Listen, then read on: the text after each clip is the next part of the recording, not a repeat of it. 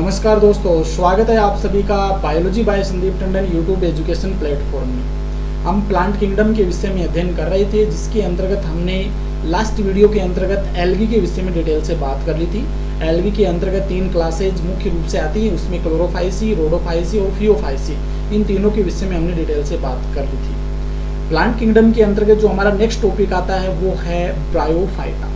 आज इस लेक्चर के अंतर्गत हम ब्रायोफाइटा के विषय में डिटेल से बात करेंगे और इसके अंतर्गत मुख्य रूप से हम बात करने वाले हैं जो ब्रायोफाइटा के क्लासेज हैं, लीवरवर्ट, हॉर्नवर्ट, मोसेज, इन तीनों के विषय में डिटेल से बात करेंगे और ब्रायोफाइटा के जनरल फीचर क्या होते हैं उन सभी की हम इस लेक्चर के अंतर्गत बात करेंगे। ये लेक्चर आपके NEET, RPSC first grade, second grade, lab assistant, KVS PGT biology, AMRS PGT biology, इन सभी के लिए बहुत ही महत्वपूर्ण है, क्योंकि 11th क्लास और 12th क्लास की जो एनसीईआरटी की बुक है बायोलॉजी की, उन सभी को मिलाकर के हमने ये नोट्स तैयार किए हैं जो कि आपके इन सभी एग्जाम की सिलेबस में दे रखी है। तो चलो स्टार्ट करते हैं बिना देरी करते हुए। सबसे पहले हम इसके जो जनरल फीचर हैं उनकी बात कर लेते हैं। सिंपलेस्ट मतलब साधारण। प्लांट बॉडी क्या होती है? साधारण होती है, नॉन वेस्कुलर होता है। नॉन वेस्कुलर मतलब इसमें जाइलम एंड फ्लोएम जो होता है ये दोनों ही एब्सेंट होते हैं। जाइलम और फ्लोएम दोनों ही नहीं पाए जाते हैं। लैंड प्लांट होते हैं, लैंड मतलब स्थलीय पादप होते हैं, ये जमीन पर रहने वाले होते हैं स्थलीय पादप। लेकिन याद रख लेना कि जो फर्टिलाइजेशन होता है, फर्टिलाइजेशन, निषेचन के लिए ये क्या होते हैं? जल पर निर्भर करते हैं। निषेचन के लिए जल पर निर्भर करते हैं, लेकिन सामान्यतः ये स्थलीय होते हैं। अनडिफरेंशिएट प्लांट बॉडी होती है। अनडिफरेंशिएट मतलब अविभेदित प्लांट बॉडी होती है। इनमें रूट, स्टेम और लीफ, ये तीनों ही संरचनाएं एब्सेंट होती है, ये याद रख लेना। अब बात आती है कि ब्रायोफाइटा का अध्ययन विज्ञान की जिस शाखा में करते हैं उसे हम क्या कहते हैं? तो study of bryophyta, this is known as bryology. Bryology के अंतर्गत ब्रायोफाइटा का अध्ययन किया जाता है। ब्रायोफाइटा के फादर किसे कहते हैं? Father of bryology. Father of bryology, तो ये हेडविग को कहा जाता है। इंपॉर्टेंट क्वेश्चन है, याद रख लेना कि फादर ऑफ बायोलॉजी हेडविग को कहते हैं। अब नेक्स्ट आता है फादर ऑफ इंडियन ब्रायोलॉजी, यानी कि भारत के अंतर्गत, इंडिया के अंतर्गत ब्रायोलॉजी का पिता किसे कहते हैं? फादर ऑफ इंडियन ब्रायोलॉजी, तो ये एसआर कश्यप को कहा जाता है। शिवराम कश्यप, एसआर कश्यप को ब्रायोलॉजी का पिताजी कहते हैं। इंडिया के अंतर्गत हम बात करें तो ये इंपॉर्टेंट क्वेश्चन है, यहाँ से कई बार क्वेश्चन पूछे गए हैं। बहुत सारी जानकारी वो बाहर से इकट्ठी करके आपके लिए एक स्थान पर पूरी की पूरी जानकारी यहाँ पर मिलने वाली है। Bryophytes are known as the amphibians of the plant kingdom, तो ये इंपॉर्टेंट है क्योंकि यहाँ से भी क्वेश्चन कई बार बना है। देखो एम्फीबिया आपने एनिमल किंगडम में हम पढ़ते हैं तो उसमें मेंढक को शामिल करते हैं, सैलामेंडर को शामिल करते हैं। ये ऐसे जीव होते हैं जो जल में भी पाए जाते हैं और थल में भी पाए जाते हैं। उसी प्रकार से ये ब्रायोफाइट जो होता है ये प्लांट किंगडम के अंतर्गत इस प्रकार के पादप होते हैं जो स्थल पर तो पाए जाते हैं, लेकिन फर्टिलाइजेशन के लिए किस पर निर्भर करते हैं? जल के ऊपर निर्भर करते हैं। इस कारण से इसे एम्फीबियंस ऑफ प्लांट किंगडम कहा जाता है। इंपॉर्टेंट लाइन है, ये याद रख लेना। नेक्स्ट है bryophyta grow in dense peaches on the most shady places like walls, dam, soil, tree Trunks आदि। तो मुख्य रूप से जो ब्रायोफाइटा हैं ये कहाँ पर ग्रो करते हैं? तो जो नमी वाले स्थान होते हैं, नमी वाले स्थान, जो छायादार स्थान होते हैं, नमी वाले छायादार स्थान, छायादार स्थान होते हैं नमी वाले, उन स्थानों पर ये पाए जाते हैं। जैसे वॉल, दीवारों के नीचे या दीवारों के पास में, डैम्प सॉइल, ट्री ट्रंक, ट्री के पास में। तो ये कुछ ऐसे स्थान होते हैं जहां पर छाया होती है, नमी पाई जाती है, उन स्थानों पर ब्रायोफाइटा पाए जाते हैं। नेक्स्ट इसके जो मुख्य फीचर्स हैं उनकी और बात कर लेते हैं कि कौन कौन से फीचर और आते हैं इसके अंतर्गत। पहला आता है हैबिटाट। हैबिटाट मतलब इसका आवास कैसा है? देखो आवास के आधार पर हम बात करें तो ये अलग अलग प्रकार के होते हैं। सामान्यतः ये टेरेस्ट्रियल होते हैं, स्थलीय होते हैं। स्थलीय होते हैं, जमीन के ऊपर पाए जाते हैं। कुछ ऐसे होते हैं जो एक्वेटिक होते हैं, मतलब कुछ ऐसे जो कि जलीय होते हैं। और जलीय की एक स्पीसीज है जो कि आपको ध्यान में रखनी है, रिक्शा जो प्लांट है उसकी एक स्पीसीज आती है रिक्शिया फ्लूंटियस। रिक्शिया फ्लूंटियस जो कि एक जलीय पादप है, जलीय ब्रायोफाइट है। कुछ ऐसे होते हैं जो एपीफिलस प्रकार के होते हैं। ये जो होते हैं, ये जो अन्य प्लांट्स जो होते हैं मुख्य रूप से हम बात करें तो उनके ऊपर पाए जाते हैं, जैसे कि रेडुला। अब बात करते हैं प्लांट बॉडी की। पादप शरीर किस प्रकार का होता है, तो ये मैंने पहले ही बता दिया आपको कि थैलस प्रकार का होता है, और उसमें एक संरचना और पाई जाती है जो कि प्रोस्टेट जिसे हम कहते हैं।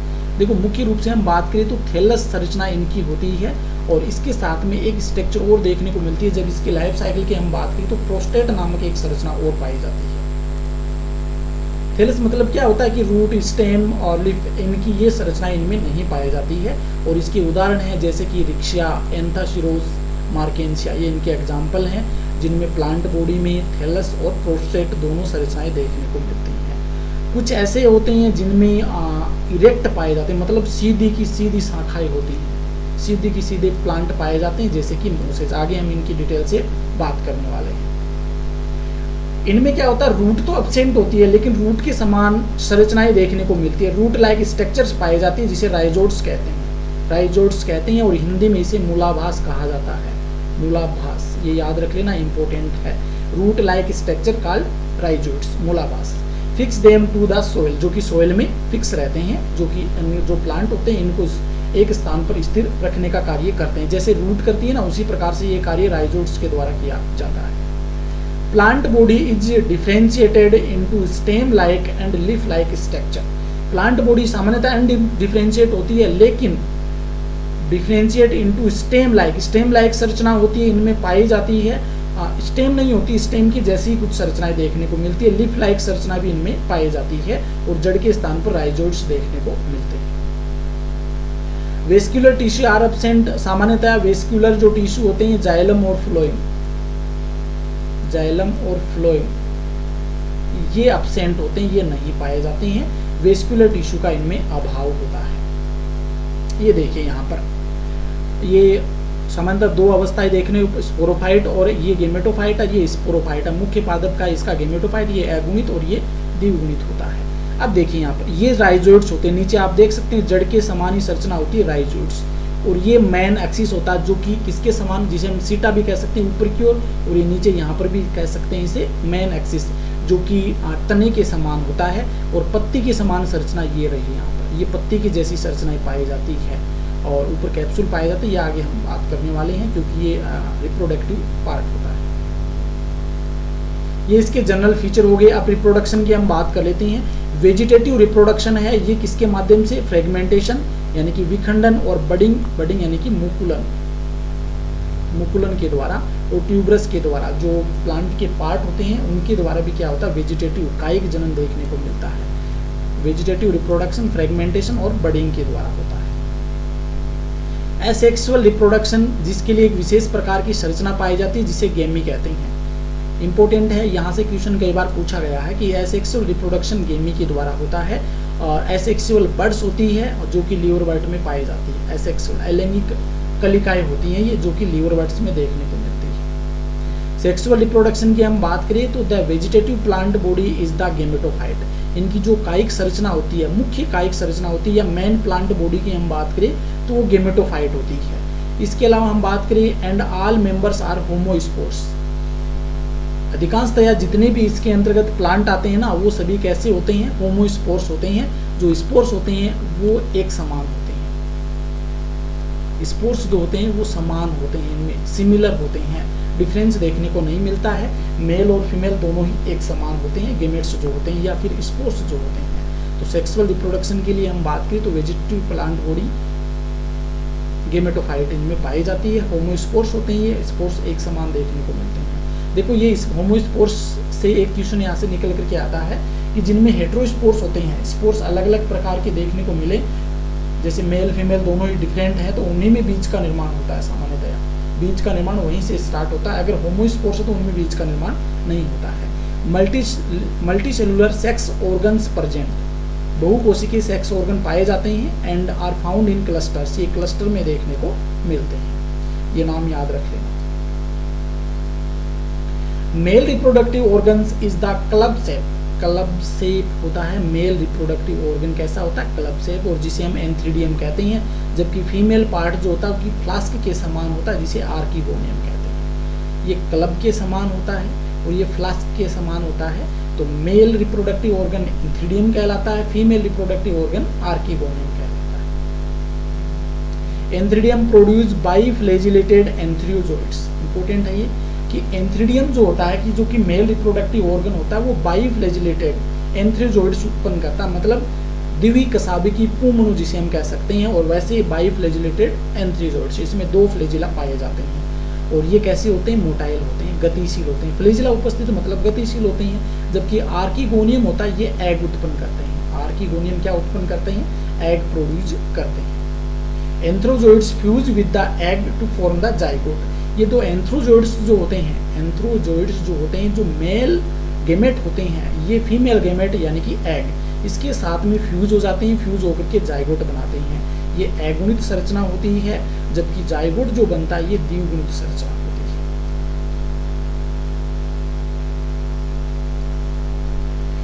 ये तो मुख्य कैरेक्टर हो गए जो कि आपको याद रखने हैं अच्छे से कि क्या क्या हमने पढ़ा है। मेन चीजें आपको याद रखनी कि किस प्रकार से इनमें जनन होता है, और मुख्य रूप से ये गेमी की बाद में बात करेंगे हम दोबारा से जब मार्केंसिया पढ़ेंगे तो उस समय, क्योंकि मार्केंसिया से संबंधित क्वेश्चन यहाँ से कई बार पूछा जाता है गेमी से संबंधित। तो ये मुख्य फीचर थे इसके। अब क्लासिफिकेशन की हम बात कर लेते हैं कि इनका वर्गीकरण है वो ब्रायोफाइटा को कितनी क्लासेज में डिवाइड किया गया है। तो मुख्य रूप से 3 क्लासेज इसके अंतर्गत आती है। पहली है हिपेटिकोप्सिडा, हिपेटिकोप्सिडा जिसे लीवरवर्ट कहते हैं, लीवरवर्ट कहते हैं। दूसरा है एंथेसिरोप्सिडा। देखो लीवरवर्ट क्यों कहते हैं? क्योंकि इसकी संरचना लीवर के समान होती है, इस प्रकार से, इस प्रकार की संरचना होती है। दूसरा है एंथोसिरोप्सिडा, एंथोसिरोप्सिडा जिसे हॉर्नवर्ट कहते हैं, और इसकी संरचना होती है सींग के समान होती है, सींग के समान संरचना होती है, इस कारण इसे हॉर्नवर्ट कहते हैं। और तीसरी क्लास आती है ब्रायोप्सिडा, ब्रायोप्सिडा जिसके अंतर्गत मोसेज को शामिल किया गया है। तो ये 3 क्लासेज आती है, हिपेटिकोप्सिडा, एंथेसिरोप्सिडा और ब्रायोप्सिडा।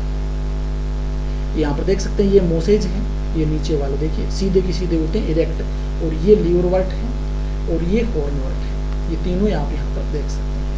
और इसके अलावा मैंने यहाँ पर इसके एग्जाम्पल भी दे रखे हैं। देखो लीवरवर्ट, लीवरवर्ट को हम क्या कहते हैं? हिपेटिकोप्सिडा, जिसमें मार्केंसिया, रिक्सिया और पेलिया को शामिल करते हैं। और हॉर्नवर्ट यानी कि एंथोसिरोप्सिडा, जिसमें एंथोसिरोस आता है, नोटोथिलस आता है और मेगासिरोस आता है। ये इसके उदाहरण है। ये भी अलग ही प्रकार के आपको देखने को मिल सकते हैं। और ये मोसेज जो होती हैं सीधे की सीधे खड़े होते हैं, जिसमें फ्यूनेरिया, पॉलीट्राइकम और स्पेगनम इनको शामिल किया जाता है मोसेज में। हिपेटिकोप्सिडा, पहले हम बात करते हैं, पहली जो क्लास आती है वो हिपेटिकोप्सिडा यानी कि लीवरवर्ट। इसके कुछ मुख्य लक्षण है। देखो मेन जो कैरेक्टर होते हैं वो हमने ब्रायोफाइटा के देख लिए हैं। अब हिपेटिकोप्सिडा यानी कि लीवरवर्ट में कौन कौन से लक्षण वो देखने को मिलते हैं, कौन कौन से फीचर इनमें पाए जाते हैं। प्लांट बॉडी इज फोटोसिंथेटिक, प्रकाश संश्लेषी होती है प्लांट बॉडी। फ्लैट चपटे होते हैं ये। डोर्सो वेंट्रली थैलस, थैलस प्रकार की संरचना होती है इनकी, जैसे कि रिक्सिया और मार्केंसिया, ये इसके उदाहरण है, रिक्सिया और marchantia. The rhizoids help the thallus to get attached to the soil, rhizoids इनमें पाए जाते हैं। हमने शुरू में बात की थी कि रूट के समान कुछ संरचनाएं देखने को मिलती हैं जिन्हें राइजोइड्स कहते हैं, और ये सोइल के साथ में अटैच्ड रखते हैं इस प्लांट को। वेजिटेटिव रिप्रोडक्शन की बात करें तो ये फ्रेगमेंटेशन के द्वारा होता है, विखंडन के द्वारा, जैसे कि रिक्सिया, मार्केंसिया में विखंडन, फ्रेगमेंटेशन के द्वारा लैंगिक जनन देखने को, वेजिटेटिव कायिक जनन, vegetative reproduction. In some bryophytes by the gemmae formation, कुछ ब्रायोफाइट्स होते हैं जिनमें गेमी का निर्माण होता है, ये जेमी भी कह देते हैं, और कुछ बुक में गेमी भी लिखा हुआ मिलता है, जेमी या गेमी। इनका निर्माण होता है जैसे कि मार्केंसिया। तो मैंने पहले ही बताया कि मार्केंसिया में जेमी का निर्माण होता है, जो कि ब्रायोफाइटा में पाई जाने वाली एक कायिक संरचना होती है, एसेक्सुअल बड्स होती है। ये देखो यहाँ पर लिखा भी गया है कि gemmae are green multicellular asexual buds. Green यानी कि हरे रंग की बहुकोशिकीय अलैंगिक कलिकाएं होती हैं। ग्रीन मल्टीसेलुलर एसेक्सुअल बड्स होती हैं जेमी, जो क्या करती हैं, कुछ ब्रायोफाइट्स होती हैं जिनमें वेजिटेटिव रिप्रोडक्शन इनके द्वारा होता है। और मुख्य रूप से एग्जाम्पल याद रखना Marchantia, which develop into small receptacles called gemma cup. और ये जो गेमी जो होती है किस में पाई जाती है? ये गेमी कप में पाई जाती है, गेमी कप। कई बार पूछ लिया जाता है कि जेमी किस में मिलती है, तो जेमी कप में देखने को मिलती है। It gets detached from the parent body and germinate to form the new thallus। अगर ये क्या हो जाती है, ये जो जेमी जो होती है ये अगर प्लांट बॉडी से अलग हो जाती है तो फिर ये अलग होने के बाद में जर्मिनेट होकर के नए थैलस का निर्माण कर लेती है, मतलब नए प्लांट का निर्माण कर लेती है। इसकी संरचना भी अभी हम देखने वाले हैं। ये तो देखो फ्रेगमेंटेशन हो गया, ये फ्रेगमेंटेशन, एक मिनट ये मिटा देता हूँ।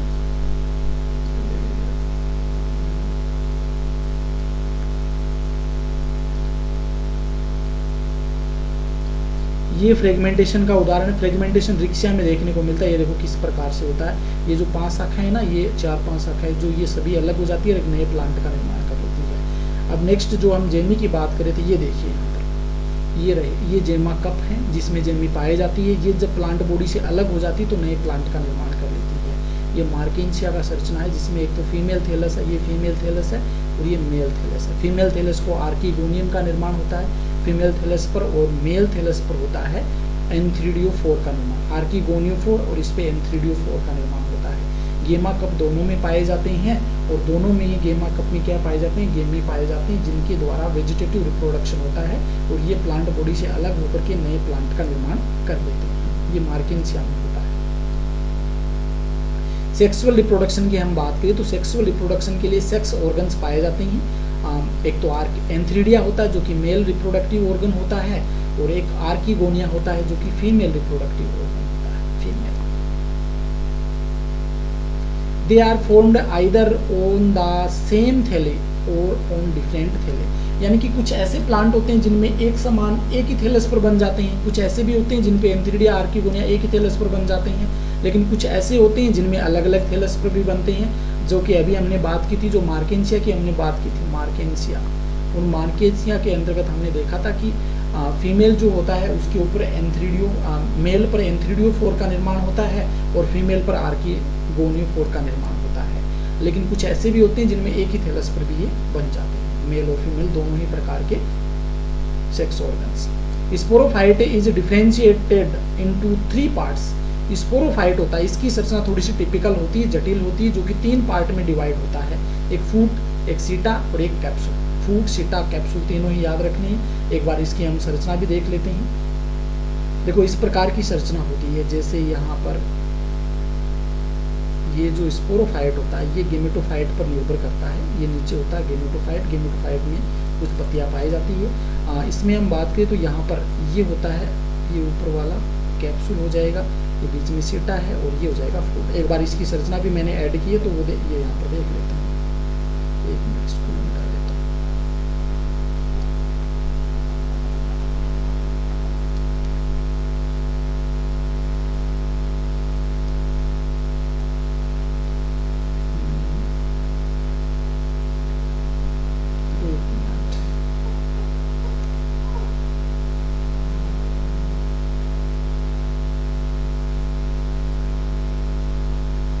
पीछे मैंने एक स्ट्रक्चर दी थी, उसमें ये चीज़ें दिखाई गई हैं, तो एक बार वो स्ट्रक्चर दोबारा से हम करते हैं, देख लेते हैं एक बार, क्योंकि एक उसी समय समझना जरूरी है। हाँ ये रही, ये देखिए ये स्पोरोफाइट यहाँ पे दिखाया गया है। एक बार इसको मिटा देता हूँ, सभी को मिटा देता हूँ। ये देखिए ये स्पोरोफाइट है और ये गेमेटोफाइट है। इस गेमेटोफाइट पर निर्भर रहता है स्पोरोफाइट। ये द्विगुणित संरचना है और ये अगुणित संरचना है, और स्पोरोफाइट को हम 3 भागों में डिवाइड करते हैं। ये देखिए यहाँ पर जो होता है ये भाग, ये तो फूट हो जाएगा, यहाँ पर बीच वाला ये लंबा भाग सीटा हो जाएगा और ऊपर वाला कैप्सूल हो जाएगा। ये 3 पार्ट इसमें होते हैं। अब आगे हम बात करते हैं, कौन सी थी वो स्लाइड, हाँ ये वाली स्लाइड थी,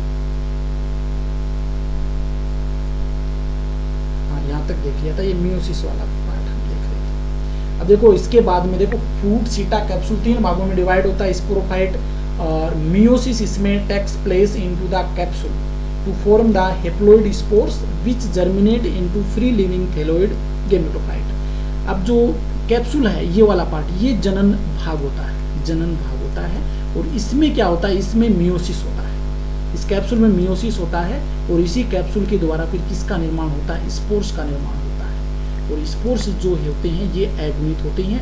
ये स्पोर्स फिर जर्मिनेट होते हैं, जर्मिनेट होकर के नए थैलस का निर्माण कर देते हैं, और इस प्रकार से लैंगिक जनन में देखने को मिलता है। ये चीज़ें आपको ध्यान में रखनी है कि जो कैप्सूल होता है इसमें मियोसिस होता है, जिसके फलस्वरूप इनमें हैप्लॉइड स्पोर्स बनते हैं। ये स्पोर्स जर्मिनेट होकर के फ्री लिविंग थैलोइड का निर्माण करते हैं, जिसे हम गेमेटोफाइट कहते हैं। एक बार यहाँ पर इसका लाइफ साइकिल भी हम देख सकते हैं, सेम टू सेम। आप एक बार इसको रोक करके अच्छे से देख लेना। मैं आपको नॉर्मली बता देता हूँ यहाँ पर कि सबसे पहले क्या होता है, गेमेटोफाइट पर निर्भर करता है स्पोरोफाइट। ठीक है, ये देखो मेल गेमेटोफाइट है और यहाँ पर ये फीमेल गेमेटोफाइट है।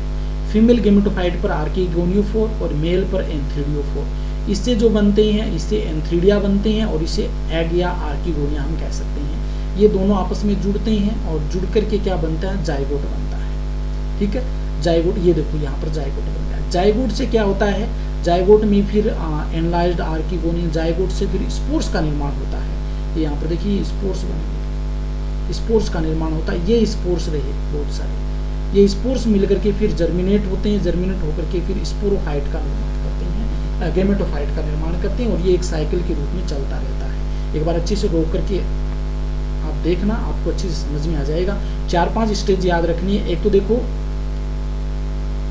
एंथ्रीडियोफोर, यहाँ पर तो आपको नजर ही नहीं आ रहा होगा।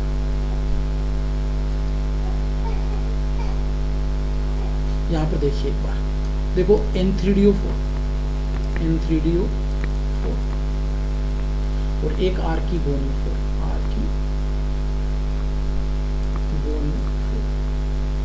एंथ्रीडियोफोर जो होता है ये बनता है गेमेटोफाइट पर, कौन सा, मेल गेमेटोफाइट, और ये बनता है फीमेल गेमेटोफाइट पर। ठीक है, और इससे जो बनेगा वो एंथ्रीडिया बनेगा, जो कि एगुनित होता है। इससे आर्किगोनिया बनेगा, ये भी एगुनित होता है। अब एंथ्रीडिया आर्किगोनिया दोनों फ्यूज होते हैं, मतलब निषेचन, और जिससे बनता है जाइगोट। जाइगोट होता है द्विगुणित, और ये जाइगोट फिर क्या करता है, मियोसिस होता है। मियोसिस के फलस्वरूप यहाँ पर बनते हैं स्पोर्स बन गए। स्पोर से फिर से गेमेटोफाइट स्टार्ट हो जाती है। स्पोर्स जो होते हैं, यहाँ पर जो जाइगोट जो होता है ये द्विगुणित अवस्था होती है, और ये स्पोर्स जो होते हैं ये फिर गेमेटोफाइट का निर्माण करते हैं, और ये साइकिल के रूप में चलता रहता है। तो ये आप चीज़ थोड़ी सी समझ लेना, उस स्ट्रक्चर को आराम से देखना, समझ में आ जाएगा। तो ये हमारी पहली क्लास यहाँ पर कंप्लीट होती है। दूसरी जो क्लास आती है उसकी बात कर लेते हैं, एंथोसिरोप्सिडा, या इसे हम हॉर्नवट भी कहते हैं। हॉर्नवट मतलब सींग के आकार की संरचनाएं होती है, इनकी सींग के जैसे होते हैं, और इसकी उदाहरण है यहाँ पर एंथोसिरोस, नोटोथिलस, इसके एग्जाम्पल आप याद रखिएगा। Anthoceros is common known as hornwort. मुख्य रूप से एंथोसिरोस को हम क्या कहते हैं, हॉर्नवट कहते हैं।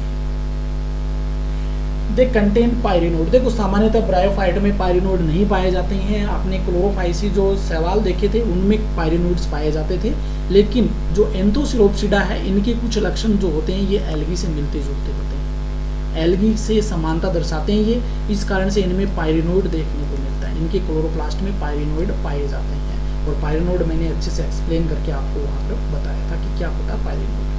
सिम्बायोटिक नाइट्रोजन फिक्सेशन इनमें पाया जाता है। सहजीवी नाइट्रोजन स्थिरीकरण देखने को मिलता है, सिम्बायोटिक नाइट्रोजन फिक्सेशन।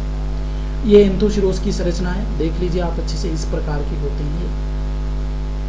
और इसमें एक चीज याद रख लेना कि स्केल्स भी देखने को मिलते हैं। अब जो नेक्स्ट क्लास आती है वो है ब्रायोप्सिडा, हमने ये देख ली।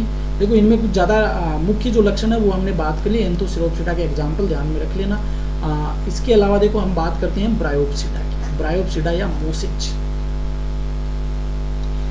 दे आर हायर ब्रायोफाइट्स, इन्हें हम हायर ब्रायोफाइट्स कहते हैं, उच्चतम ब्रायोफाइट्स या उच्चतर ब्रायोफाइट भी इन्हें कहा जाता है। दे गेमेटोफाइट कंसिस्ट ऑफ 2 स्टेज, इनके गेमेटोफाइट में 2 स्टेज देखने को मिलते। देखो पीछे हमने गेमेटोफाइट देखे थे ल्यूरबर्ट हॉर्नवर्ट के, उनमें केवल एक स्टेज गेमेटोफाइट और स्पोरोफाइट थी, लेकिन इनके गेमेटोफाइट में 2 स्टेज पाए जाते हैं, एक तो प्रोटोनिमा और एक लीफी स्टेज। प्रोटोनिमा और एक लीफी स्टेज देखने को मिलते हैं। Protonema are green filamentous branched creeping structure directly developed from the spore on germination and they bear branched rhizoids and lateral buds। जो प्रोटोनिमा होता है ये हरे रंग का filamentous, green filamentous branched structure होती है ये, ग्रीन फिलामेंटस ब्रांच्ड स्ट्रक्चर होती है और ये सीधे किससे विकसित होती है, जब स्पोर का जर्मिनेशन होता है, यानी कि स्पोर्स जब जर्मिनेट होता है, स्पोर्स के जर्मिनेशन से ये सीधा ही सबसे पहले प्रोटोनिमा का निर्माण होता है, directly developed from the spores. तो स्पोर्स के जर्मिनेशन से सबसे पहले प्रोटोनिमा का निर्माण यहाँ पर होता है, जो कि ग्रीन फिलामेंटस ब्रांच्ड स्ट्रक्चर होती है। दे बियर ब्रांच्ड राइजोइड्स, इसके साथ में राइजोइड्स पाए जाते हैं और लेटरल बड्स भी देखने को मिलती है, पार्श्व कलिकाएं भी इनमें पाई जाती है। लीफी स्टेज जो होती है ये developed from the secondary protonema, यानी कि यहाँ पर जो प्रोटोनिमा बन जाता है ना, इस प्रोटोनिमा के बाद में प्रोटोनिमा सेकेंडरी बनता है, उस सेकेंडरी प्रोटोनिमा से फिर लीफ स्टेज स्टार्ट होती है, लीफ स्टेज का निर्माण होता है एज ए लेटरल बड्स। दो स्टेज पाए जाते हैं गेमेटोफाइट में, एक तो होती है प्रोटोनिमा जो कि सीधा स्पोर्स से बनता है, और दूसरी स्टेज होती है लीफी स्टेज जो कि सेकेंडरी प्रोटोनिमा से बनती है। ये देखिए यहाँ पर ये स्पोरोफाइट है, ये गेमेटोफाइट, ये चीज़ मैंने आपको समझा दी। कैप्सूल सीटा हो गई, ये लीव्स हो गई, ये स्टेम है और ये राइजोइड्स है नीचे। Plant body consist of root like, stem like and leafy like structure. तो प्लांट बॉडी है उसमें रूट लाइक स्ट्रक्चर देखने को मिलती है, स्टेम लाइक संरचना यानी कि रूट के जैसी, स्टेम के जैसी, और लीफ लाइक स्ट्रक्चर है वो देखने को मिलती है, जैसे कि फ्यूनेरिया। फ्यूनेरिया इसका एक उदाहरण है जो आपको याद रखना है, इसकी संरचना भी हम बात करेंगे इसकी। Rhizoids are multicellular and branched, इनमें जो राइजोइड्स होते हैं वो मल्टीसेलुलर होते हैं और ब्रांच्ड होते हैं, शाखित होते हैं। Leafy stage bear the sex organ, देखो ये भी इंपॉर्टेंट क्वेश्चन है कि सेक्स ऑर्गन है वो ब्रायोप्सिडा यानी कि मोसेज में किसमें पाए जाते हैं, तो जो लीफी स्टेज होती है गेमेटोफाइट की उसमें सेक्स ऑर्गन पाए जाते हैं, लैंगिक अंग देखने को मिलते हैं। Vegetative reproduction takes place by fragmentation and budding, तो वेजिटेटिव रिप्रोडक्शन जो होता है वो फ्रेगमेंटेशन और बडिंग के द्वारा होता है, और ये भी सेकेंडरी प्रोटोनिमा में देखने को मिलता है। वेजिटेटिव रिप्रोडक्शन सेकेंडरी प्रोटोनिमा में फ्रेगमेंटेशन और बडिंग के द्वारा, मुकुलन के द्वारा देखने को मिलता है। Spore dispersal mechanism is elaborate in mosses, तो मोसेज जो होती हैं इनमें स्पोर्स जो होते हैं इनका डिस्पर्सल जो होता है, डिस्पर्सल मैकेनिज्म के द्वारा ये फैल जाते हैं। देखो सामान्य तो होता क्या है कि जो स्पोर्स होते हैं ये गुच्छे में पाए जाते हैं, स्पोर्स ये गुच्छे में बहुत सारे होते हैं, ये डिस्पर्सल इनका जो वितरण होता है ये क्या होता है, डिस्पर्सल मैकेनिज्म के द्वारा ये उत्पन्न होते हैं, निकलते हैं।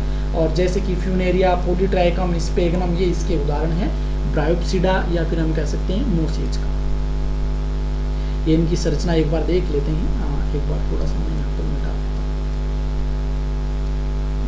हूँ। ये देखो नीचे राइजोइड्स पाए जाते हैं जो कि रूट लाइक स्ट्रक्चर होती है, और ये लिप के जैसी संरचना होती है, और ऊपर कैप्सूल होगा, ये तने के समान संरचना होती है। ये नीचे भी देखने को मिलती है, देखो यहाँ पे ये तने की जैसी संरचना देखने को मिलती है। ये स्पेगनम है, स्पेगनम में भी आप देख सकते हैं ये लिफ लाइक संरचना होती है कुछ ऐसी। देखो इसमें भी जो लिफ लाइक संरचना है वो आप यहाँ पर अलग अलग देख सकते हैं, कितनी सारी लिफ देख सकते हैं, और यहाँ पर केवल आपको कैप्सूल देखने को मिलता है। कुछ ऐसे प्लांट होते हैं जिनमें केवल कैप्सूल पाया जाता है।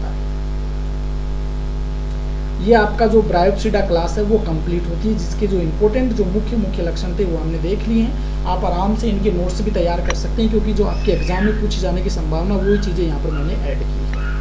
अब इनके इकोनॉमिक इंपॉर्टेंस क्या हमारे लिए, ये किस प्रकार से आर्थिक रूप से महत्व है इनका, वो एक बार और बात कर लेते हैं। Economic importance, they are food for herbaceous animals, या हर्बीवोरस भी लिख सकते हैं यहाँ पर, या हर्बीसियस एनिमल्स, जो शाकाहारी प्राणी होते हैं उनके लिए भोजन के रूप में काम आते हैं। स्पेगनम, इट इज मोस, स्पेगनम क्या होती है, ये मोस होती है। इन form of peat in used as also used for transshipment of living fuel, यानी कि जो स्पेगनम होता है इनसे पीट प्राप्त होता है, पीट प्राप्त करने में या पीट बनाने में इसका उपयोग किया जाता है। और इसका उपयोग क्या करते हैं, जो लिविंग फ्यूल है, जीवाश्म ईंधन है, उसको बनाने में इसका उपयोग किया जाता है। प्रिवेंट सोयल इरोशन, यानी कि सोयल इरोशन मतलब मिट्टी का जो कटाव होता है उस कटाव को रोकने का कार्य भी ये करते हैं। Along with lichens, they are the because of it water holding capacity first colonize on barren rocks, जो चट्टानें होती हैं उनके ऊपर ये लाइकेंस के साथ में पाए जाते हैं, और इस कारण से बहुत सारा पानी होल्ड करने की कैपेसिटी इनमें पाई जाती है और वहाँ पर कॉलोनी बना करके रहती हैं।